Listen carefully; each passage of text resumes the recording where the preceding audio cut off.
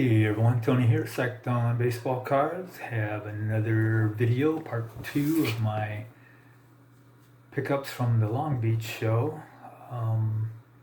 It's going to be a slow process because it takes a while to put the bios together, and so I'm just going to do like maybe 10 to 12 cards at a time. So today will be part 2, and wearing a New York Yankees shirt.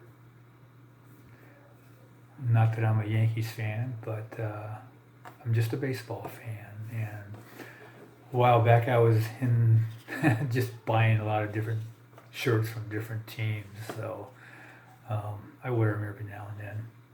And but mostly you'll see me in the A's gear. And I'm rambling, so I'm going to stop. So let's look at some cards. Okay, first up we have rookie stars from 1965, Kirk Blefary and John Miller. Blefary was first baseman and outfielder. He played 8 seasons with 5 different teams. He was nicknamed Clank by Hall of Famer Brooks Robinson because of his poor fielding. His rookie season, he hit .260 with 22 home runs and 70 RBI. He was a career .237 hitter, 112 homers, 382 RBI, and he had an 11 WAR. He passed away at age 57 from multiple health issues. His last wish was to be buried in the Baltimore Memorial Stadium. At the time, the ballpark was being demolished, but his wife was able to get permission to scatter his ashes on the site.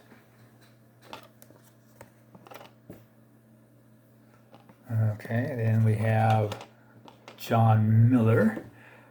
He was a right-handed pitcher, played 5 seasons with the Orioles.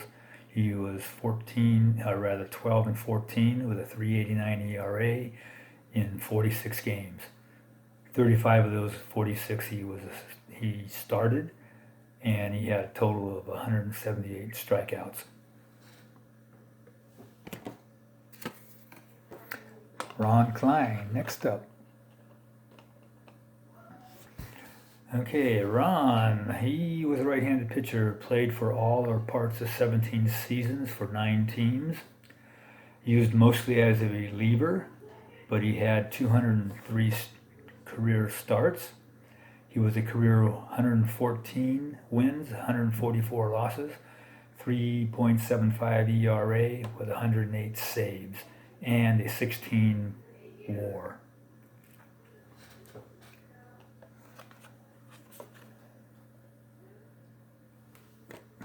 Next up, we have from the Dodgers, Nate Oliver. Nate played second base. He played for 7 seasons. 5 of those were with the Dodgers. His father, Jim Oliver Sr., played in the Negro League. And and also his brother, Jim, played in Major League Baseball. In those 7 seasons with playing, he only had 954 at-bats, and he was a career .226 hitter, 2 homers, 45 RBI, and 17 stolen bases. After his career in the majors, he managed in the minor leagues.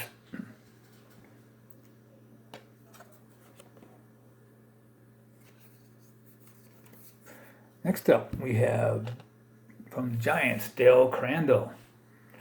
I remember Crandall mostly with the Braves. Played back with Spawn and Lou Burdette, those guys. So Crandall, he was a catcher, considered one of the best catchers in the National League during the 50s and early 60s. He played for 18 seasons, 15 with Boston and Milwaukee Braves. Actually, it was the Boston Braves and then became the Milwaukee Braves. He managed 6 seasons, 4 with the Brewers and 2 with the Mariners. The successor to his catching career with the Braves was Joe Torre back in 1962. He also managed in the Dodgers farm system and was a catching instructor for the Dodgers. And he was a radio broadcaster for a couple of seasons each with the White Sox and the Brewers. He is one of 3 players still alive that played for the Boston Braves. He was an 11-time All-Star, 4-time Gold Glove winner, World Series champ in '57, and he's in the Braves Hall of Fame. He was a career .254 hitter, 179 homers, 657 RBI.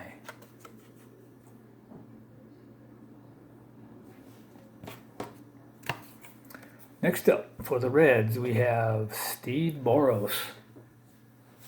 Guess I can slide this up a little bit closer. All right. Steve played third base for 7 seasons, 4 with the Tigers, and he managed 3 seasons, 2 with the A's, and he was also a scout and a coach, coaching for 10 seasons with several different teams.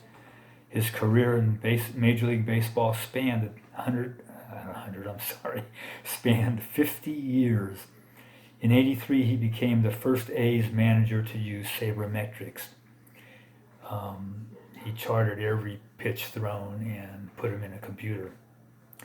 He loved for his teams to steal bases, and his minor league team, the San Jose Bees, stole a record 372 bases in one season. 372, unbelievable. He also helped the Royals become an aggressive base running team in the mid to late '70s, which began to attract attention to his scientific approach to the game. He is credited with tracking Dennis Eckersley's tendency to throw a backdoor slider on 3-2 pitch counts, leading to Kirk Gibson's famous walk-off pinch hit home run in Game 1 of the '88 World Series. Every time I see that video, I cringe.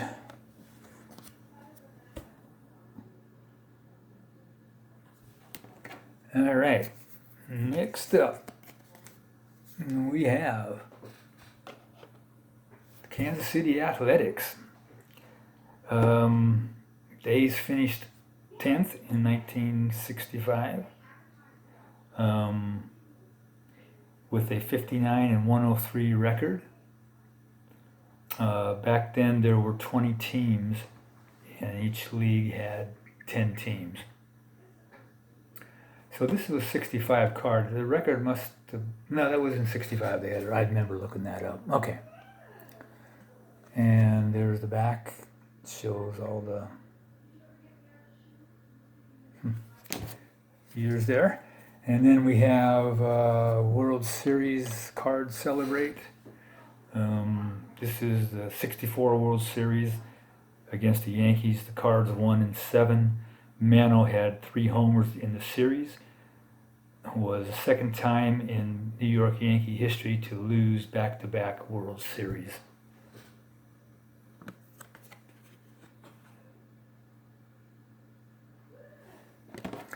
Next up, we have rookie stars for the Cardinals. We have Dave Dowling and Bob Tolan.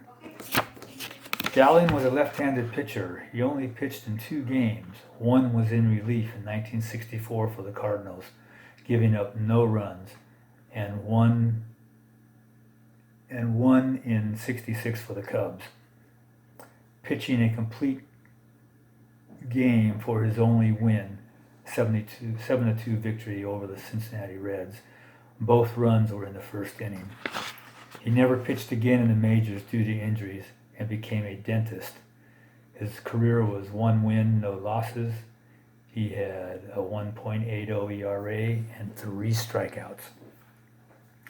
Bobby Tolan, he fared a little better in the majors. He played for 15 seasons in the outfield for 7 teams, and 1 year he played in Japan. After 3 years with the Cardinals and limited playing time, he was traded in '69 to Cincinnati and became the number 2 hitter behind Pete Rose in the lineup. He hit .305 with 21 homers and 93 RBIs that year.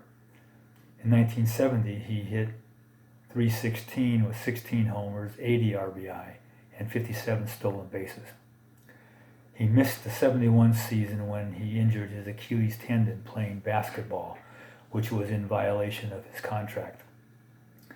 In 72, he was Comeback Player of the Year in the National League, hitting .283 with 82 RBI and 42 stolen bases. In 73, he hit a whopping .206 and started having problems with the Cincinnati management. He went AWOL for 2 days and grew a beard, which was against team rules, and was suspended right before the end of the season and missed the playoffs. He was traded at the end of the World Series. After his career, he was Tony Gwynn's first hitting coach. He was a career .265 hitter, 86 homers, 497 RBI.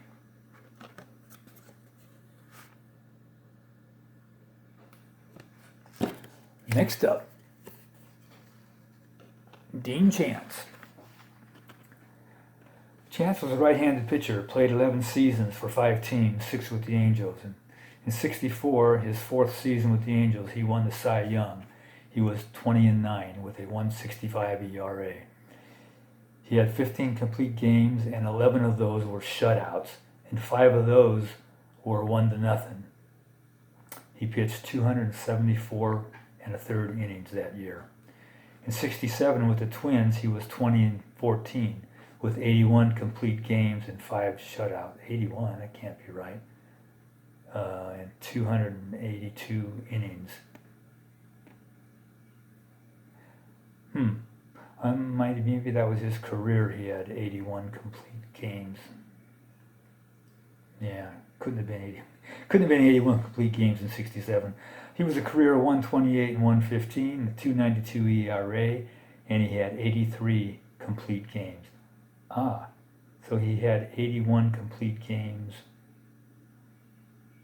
I'll forget it. You guys figure it out. I could spend another half hour trying to figure this. Okay. He had 33 shutouts, 23 saves, and 2,147 and a third innings pitched, with 1,534 strikeouts. So anyway, you can see that when I put these bios together, I don't proofread them. I guess I should start doing that. Willie Kirkland. I remember Willie when he played with the Giants. He was an outfielder, played right field mostly. He was also a left-handed hitter. He played 9 years with 4 teams. And he played 5 years at the end of his MLB career in Japan. He played with the Giants from '58 to '60. In 3 years with the Giants, he hit 57 home runs. He had a .261 average, batting average, and 181 RBIs. He was traded to Cleveland after the '60 season. In '61, he hit 27 homers with Cleveland with 95 RBI and a .259 batting average. His major league career, he hit .240, 148 RBIs, and 148 home runs and 509 RBIs. Okay. Yeah, I remember liking him when he played with the Giants. Definitely hit a lot of home runs with him. Okay, Phil Ortega, Washington Senators. Right-handed pitcher, played 10 seasons, 5 with the Dodgers, 4 with the Senators, and 1 with the Angels. He was born in Arizona and is an Yaqui American Indian descent. I think I pronounced that right, Yaqui, Y-A-U-Q-I. Okay, he was traded at the end of the '64 season as part of a 7-player blockbuster trade, sending him to Washington for Frank Howard and Claude Osteen. He was a career 46 and 62, 4.43 ERA, 549 strikeouts in 591.2 innings.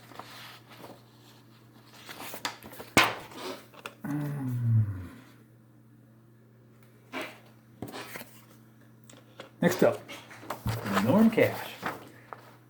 He was drafted as a running back in 1955 by the Chicago Bears, but declined to sign with them.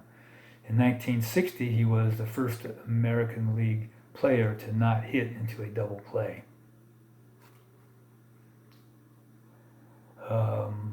His breakout season was in 61 when he hit 361 batting average, 41 homers, 132 RBI with a 662 slugging percentage. He admitted years later that he used a cork back in 61 and never hit above 283 again, and never had 100 RBIs again either. He did have 4 seasons with 30 plus homers though, and 11 20 plus homers after 61. He was the first Tiger to hit a ball out of Tiger Stadium. He was a career 271 hitter, had 377 home runs and 1,104 RBI. 5-time All-Star, World Series champ in 68, and the American League batting champ in 61.